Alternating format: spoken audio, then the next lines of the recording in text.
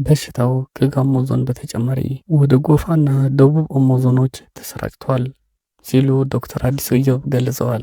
በጋርዳ ማርታ ወረዳ የሞቱት ከብቶች ቁጥር 650 በልጧል።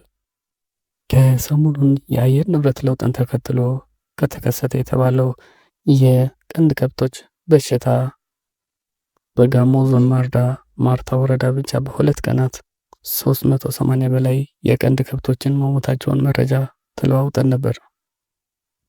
የክትባት ተደራሽነትና አስቸኳይ ዘመቻም ካልተደረገ በሽታው ወደ ሌሎች አካባቢዎችም ሊዛመት እንደሚችል ተጠቁሞም ነበር።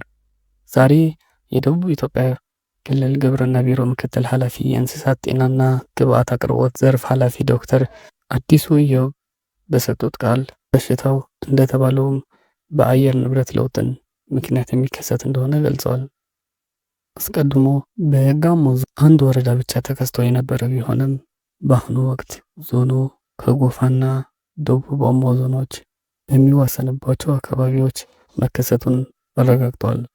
ከብቶች የሚጠጧቸው የጋራ ውሃ ቦታዎች ለበሽታው ስርጭት ዋነኛ መንስኤ ሊሆን እንደሚችል ይገመታል ያሉት የክልሉ ምክትል ቢሮ ኃላፊ ለፌዴራልና የክልሉ ተጠሪ ተቋማት ለጉዳዩ ትልቅ ትኩረት በመስጠት መድኃኒት አቅርቦትና ተያያዥ የጥንቃቄ ስራዎች ከሶስቱም ዞኖችና ወረዳ መዋቅሮች ጋር በቅንጅት እየሰሩ መሆኑን ገልጸዋል።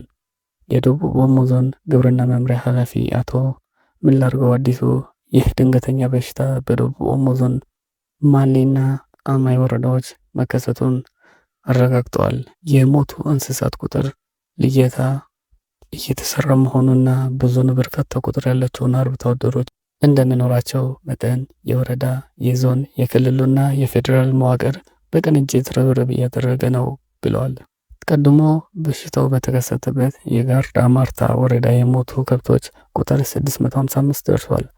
የወረዳው እንስሳትና አሳ ሀብት ጽሕፈት ቤት ከመጋቢት 8 2017 ዓ.ም ምሽት 12 ሰዓት አንስቶ ይህ መረጃ እስከተጠናቀረበት መጋቢት 9 2017 3 ሰዓት ድረስ ምንም ከብት አለመሞትና አብዛኛው በሽታውን ወደ መቆጣጠር ደረጃ እየተደረሰ ነው ብለዋል። አንደኛው አርሶ አደር የነበሯቸው 5 ከብት ሙሉ በሙሉ በአንድ ቀን ልዩነት ማለቁና በቀጣይ ጊዜያት ለከፍተኛ ችግር እንደሚጋለጡ ያላቸውን ስጋት ገልጸዋል። ከዚህ ቀደም የበሽታውን ምንነት በተመለከተ በዘርፉ ባለሙያዎች ቦቪን አስትራሎስ ተብሎ ተገልጾ የነበረ ቢሆንም ዶክተር አዲሱ ኢዮብ በጂንካ ሶዶ የምርምር ማዕከል ተጨማሪ ምርመራ እየተደረገ ነው ብለዋል። ባለሙያዎች ምን ይመክራሉ? ለተወሰኑ ቀናቶች ከብቶች እርጥብ ሳር እንዳይበሉ መከላከል፣ የእንስሳት ልቅ ግጦሽ ማስቆም፣ የእንስሳትን በህፃናት አለማሰማራት፣ እንስሳትን ህፃናት እንዲጠብቁ አለማድረግ፣ ደረቅ ሳር ብቻ እንዲመገቡ ማድረግ፣ የታመሙ እንስሳት ተለይተው በፍጥነት እንዲታከሙ ማድረግና በበሽታው ያልተያዙትን መክተብ ወረርሽኙን ለመቆጣጠር ያግዛል ሲሉ ባለሙያዎቹ ይመክራሉ።